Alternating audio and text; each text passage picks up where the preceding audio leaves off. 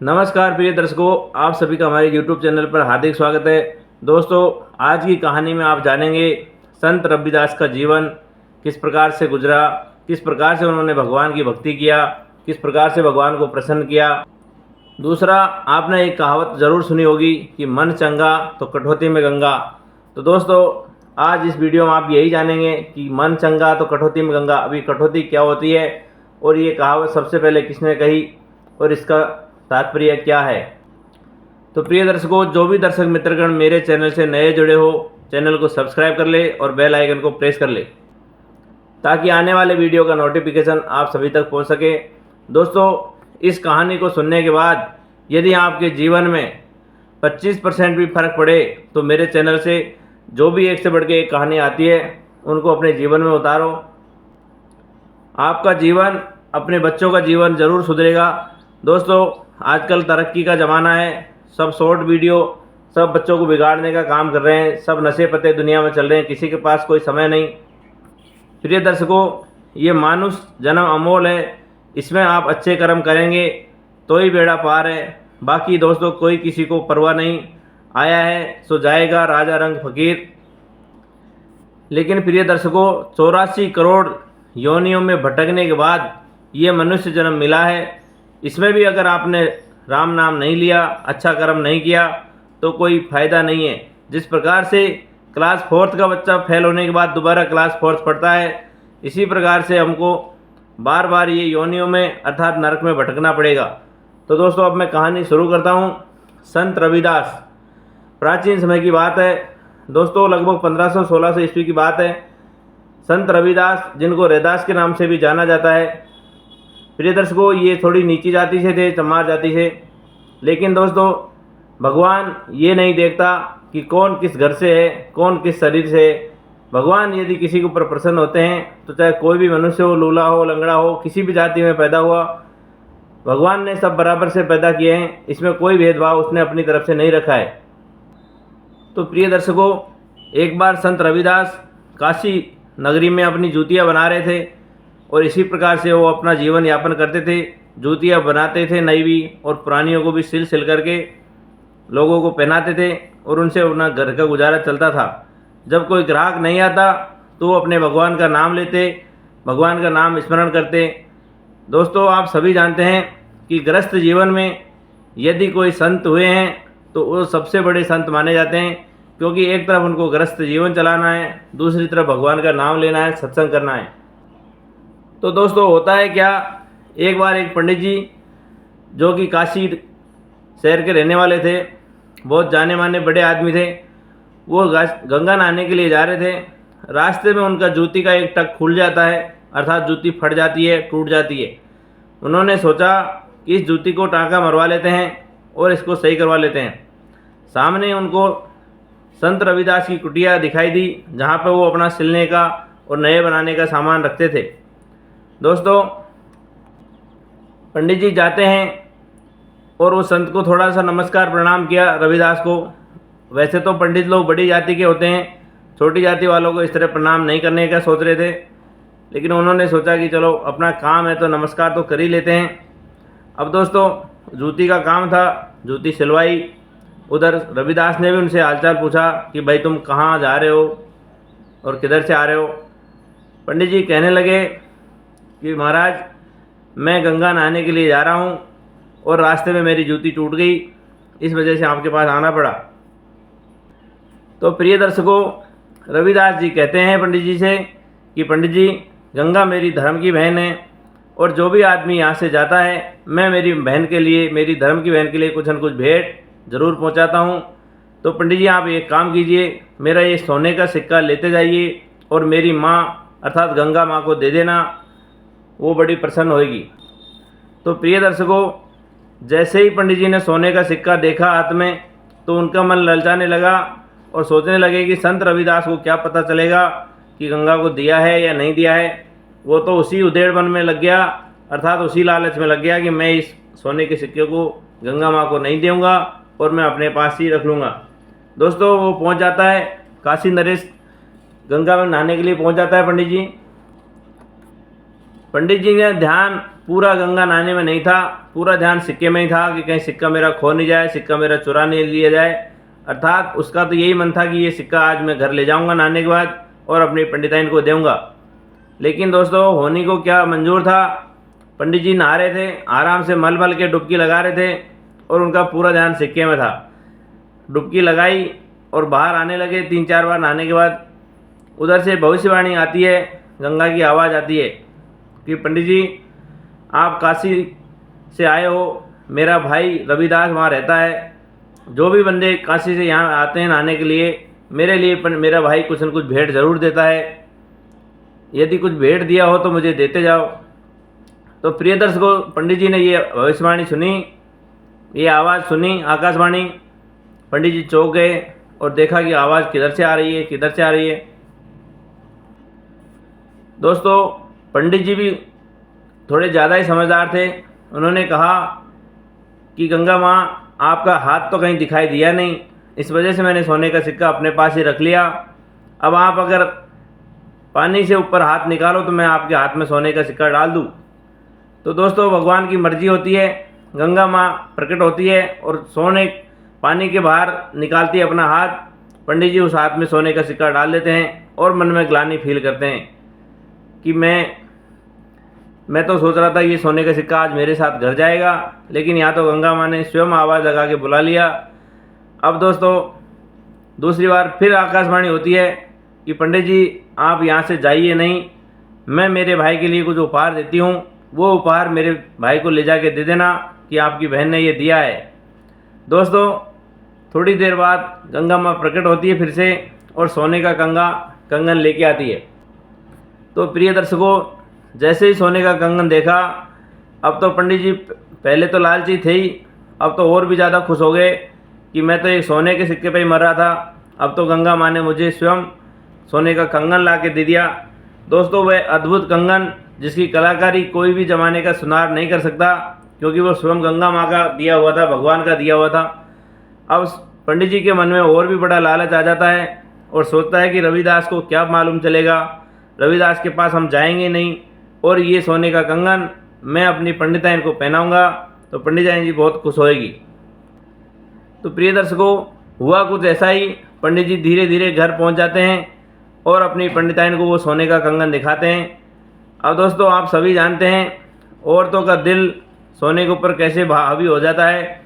जैसे ही कंगन देखा पंडिताइन तो लट्टू हो गई और अपने पति को, वो पंडित को बहुत बहुत धन्यवाद देने लगी कि महाराज आपने तो ऐसा नायाब उपहार दिया है जो कोई लाके नहीं दे सकता ज़िंदगी में। अब पंडिताइन बड़ी खुश हो गई और वो सोने का कंगन अपने हाथ में पहन लेती है। अब तो पंडिताइन इधर उधर मोहल्ले में घूमे और वो सोने का जो कंगन है उसको बिल्कुल ऐसे आगे निकाल के रखे ताकि सब लोगों की नज़र पड़े। प्रिय दर्शकों, पंडिताइन का राजा के दरबार में अर्थात काशी नरेश के दरबार में आना जाना रहता था। जैसे ही वो काशी नरेश के महल में गई, वहाँ उनकी रानी ने जब ये कंगन देखा तो प्रिय दर्शकों रानी को वो कंगन देखते ही उसकी आंखें उसमें धरी की धरी रह गई। अब तो रानी बिल्कुल मन ही मन उदास होने लगी कि मैं इतने बड़े राजा की पत्नी हूँ, रानी हूँ, और ये कंगन एक छोटी सी ब्राह्मणी अर्थात छोटी सी पंडिताइन के पास ये कंगन है, लेकिन मेरे पास इस तरह का कोई नायाब कंगन नहीं है। इसने मेरी आंखों की रोशनी छीन ली, मेरा मन का चैन छीन लिया। अब तो राजा से नाराज़ हो जाती है और सोचने लगती है कि राजा जब तक मुझे ऐसा कंगन नहीं दिलाएगा, जब तक मुझे राजा से बात ही नहीं करनी। तो प्रिय दर्शकों रानी रूठ के बैठ जाती है। उधर राजा से मालूम चलता है कि रानी बोल नहीं रही है, बात नहीं कर रही है और उदास उदास मन में खोई खोई रहती है। राजा अपनी रानी से पूछता है कि महारानी आप किसके ऊपर नाराज़ है, किस बात को लेकर नाराज़ है। रानी कहती है कि महाराज आपके ऊपर ही मैं नाराज़ हूँ, तो बताइए क्यों। तो पंडिताइन के पास जो कंगन था उसका जिक्र करती है, कहती है कि वो साधारण पंडित की पत्नी होकर के इतना महान, इतना अच्छा कंगन उसने पहना है। ऐसा ही सेम टू सेम कंगन जब तक आप मुझे ला के नहीं देंगे, मुझे आपके साथ कोई बात नहीं करनी। तो प्रिय दर्शकों राजा ने सभी शहर के जितने सुनार थे उन सबको आदेश दे दिया कि रानी के लिए ऐसा ही हूबहू कंगन बना के दीजिए, ऐसा ही सोने का चूड़ा बना के दीजिए। दोस्तों सारे सुनार इकट्ठा हो गए, लेकिन उन्होंने कहा कि महाराज ये कलाकारी तो हमसे नहीं हो पाएगी, आप इसकी दूसरी डिज़ाइन हमसे बनवा लीजिए, जैसा चाहेंगे वैसा बना देंगे, लेकिन ये नहीं बन पाएगा। रानी कहने लगी कंगन मिले तो ऐसा ही मिले, नहीं तो मैं आपके साथ आज बोलूँ न काल, वो नाराज़ ही रहेगी। राजा बड़ी चिंता में पड़ गए और सोचने लगे कि ये पंडिताइन के पास आखिरकार ये जो आया है कंगन, तो आया कहाँ से है। दोस्तों, पंडिताइन से पूछा गया, पंडिताइन ने अपने पति का नाम ले दिया बड़ी चौड़ी छाती करके कि मेरे पति ने ये मुझे गिफ्ट किया है, उपहार किया है।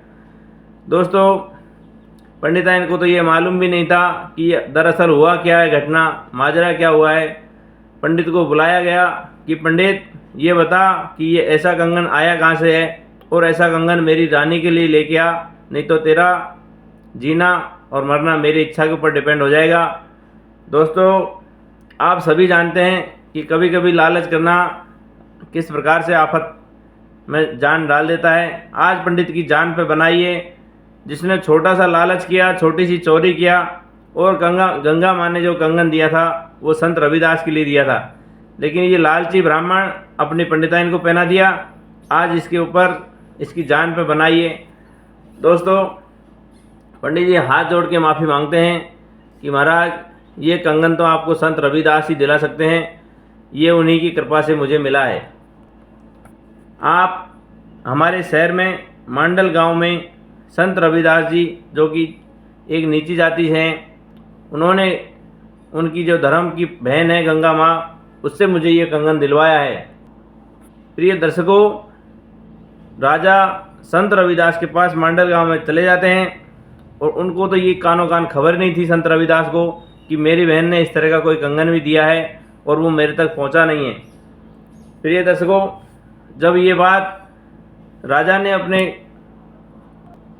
संत को बताई तो संत हक्के बक्के रह गए कि राजा साहब, मेरे पास तो मोजड़ी बनाने का काम है, मेरे पास तो ये जूतियाँ रखी है, ये सब चाहिए तो मैं आपको एक से बढ़ के घड़ के दे दूँगा, लेकिन सोने के कंगन की ABCD मुझे कुछ मालूम नहीं है।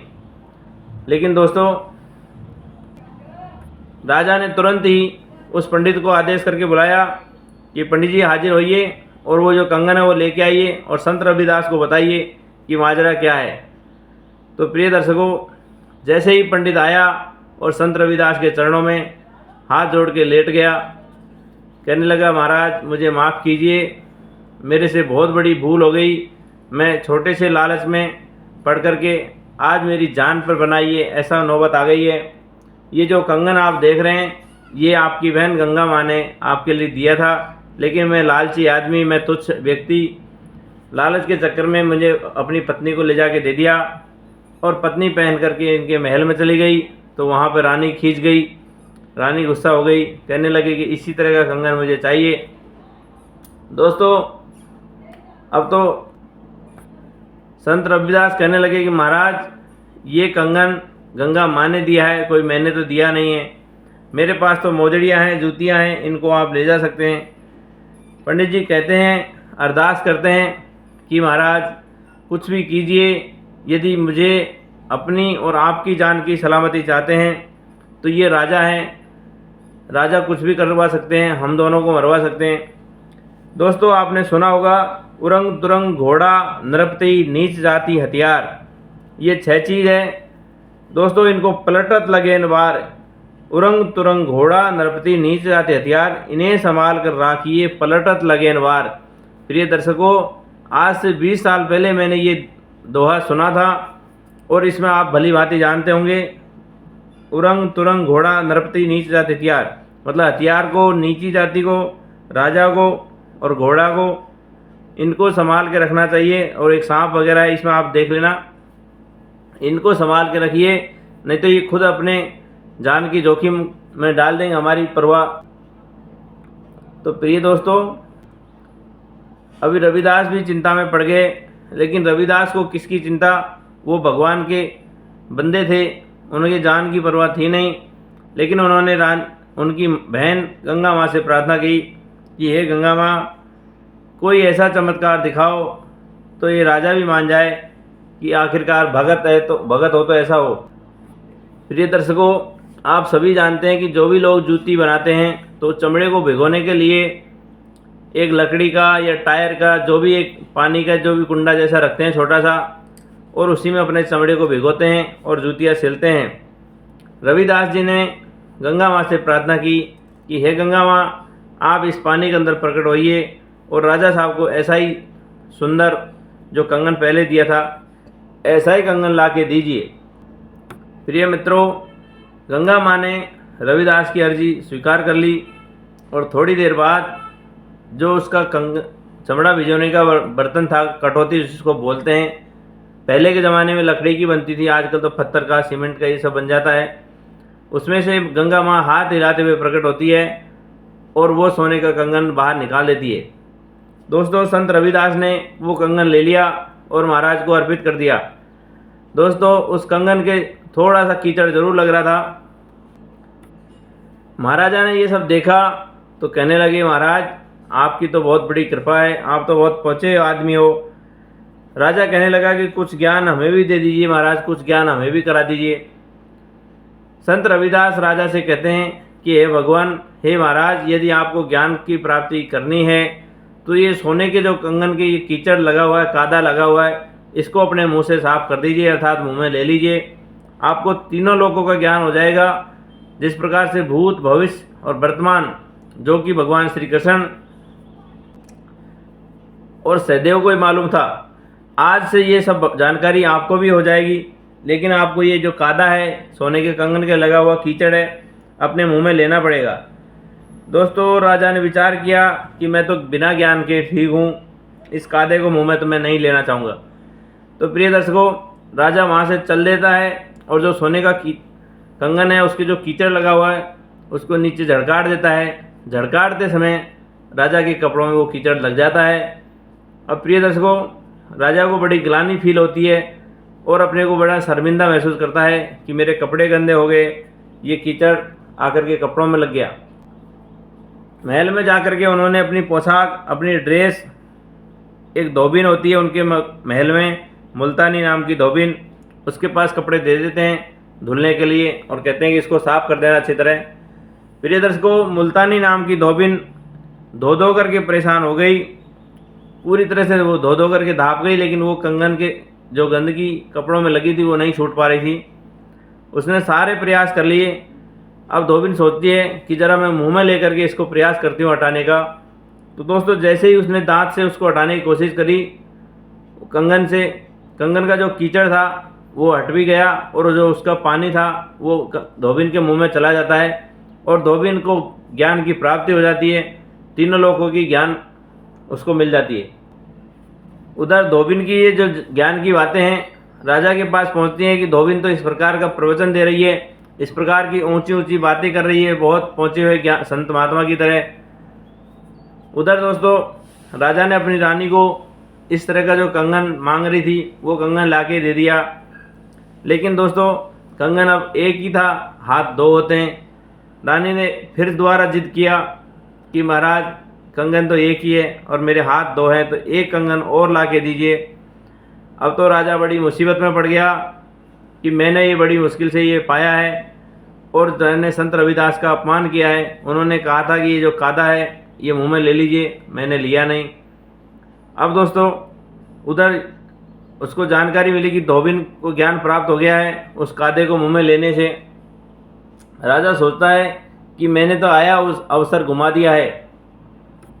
राजा एक बार फिर से कोशिश करता है और संत रविदास के चरणों में दोबारा जाता है कि संत महाराज, एक कंगन और ला के दे दीजिए, ऐसा ही मेरी रानी जिद पकड़ के बैठी है।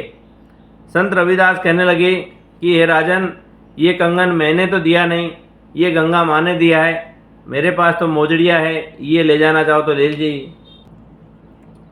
संत रविदास महाराजा को समझाते हैं कि महाराज, आपने आया अवसर चूक गए हैं, जो अवसर आपके जीवन में आया था ज्ञान प्राप्ति का वो आप चूक गए हैं और अब आपको ये सब हम कुछ कर नहीं पाएंगे, दूसरे सोने का अरेंजमेंट, कंगन का अरेंजमेंट नहीं हो पाएगा।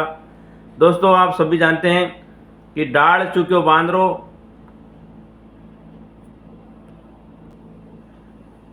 और तरवर चूक्यो हंस, अर्थात जब डाली से बांदरा चूक जाता है और हंस जो समुद्र में वो रहता है मानसरोवर में, यदि वो अपनी जगह से चूक जाता है, वो जगह छोड़ दिया तो दोबारा वहाँ पहुँचना मुश्किल हो जाता है। इसी प्रकार से जो राजा के जीवन में ये अवसर आया था, आज राजा ने वो अवसर घुमा दिया, नहीं तो आज उसको तीनों लोगों के ज्ञान की प्राप्ति हो जाती और संत की कृपा मिल जाती। तो प्रिय दर्शकों, आपने जाना कि किस प्रकार से कहते हैं कि मन चंगा तो कटौती में गंगा। संत रविदास का मन और आत्मा जो थी भगवान को समर्पित थी। उसने एक छोटी सी कटौती अर्थात चमड़े बजेने का जो बर्तन था उसमें गंगा माँ को प्रकट कर दिया और सोने का कंगन लेके प्रकट हो गई। तो दोस्तों, ऐसे थे संत रविदास, जिनके जीवन के बारे में बहुत कम लोग ही जानते होंगे। और ये जो कहावत है मन चंगा तो कटौती में गंगा, इसके बारे में तो कोई बिरला ही जानता होगा कि ये कहावत कब से शुरू हुई और कब किसने बोली गई। तो प्रिय दर्शकों, आज की कहानी में इतना ही। आप भगवान का नाम लेते रहिए, अच्छे कर्म करते रहिए। कहते हैं कि कर्म अगर अच्छा तो किस्मत तेरी दासी। और ऐसे आदमी के घर में ही मथुरा और काशी अर्थात सारे तीर्थ स्थान घर में ही हैं। आप सभी जानते हैं कि हमारे जो धरती के भगवान होते हैं वो अपने पेरेंट्स होते हैं। आज के ज़माने में कोई भी इंसान अपने पेरेंट्स की श्रद्धा से मन से देखभाल नहीं करता है। इसी वजह से कलयुग में प्रकोप बढ़ते जा रहे हैं।